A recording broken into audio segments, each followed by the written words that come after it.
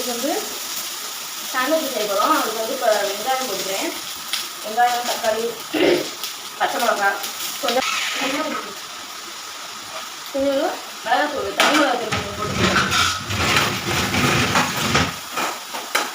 அப்படி பண்ணிட்டாச்சு. அடுத்து வந்து இந்த ஸ்டஃபிங் வச்சுக்கலாம்.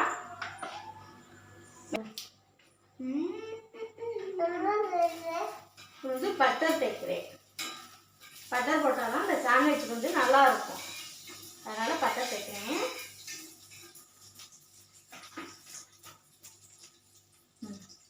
அடுத்து வந்து இந்த சாண்ட்விச் எப்படி வச்சுக்கலாம்.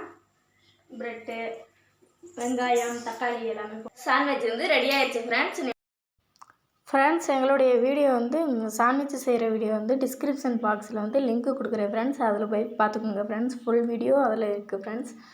எங்கள் வீடியோ பிடிச்சிருந்தால் லைக் பண்ணுங்கள், ஷேர் பண்ணுங்கள், சப்ஸ்கிரைப் பண்ணுங்கள் ஃப்ரெண்ட்ஸ். தேங்க்யூ.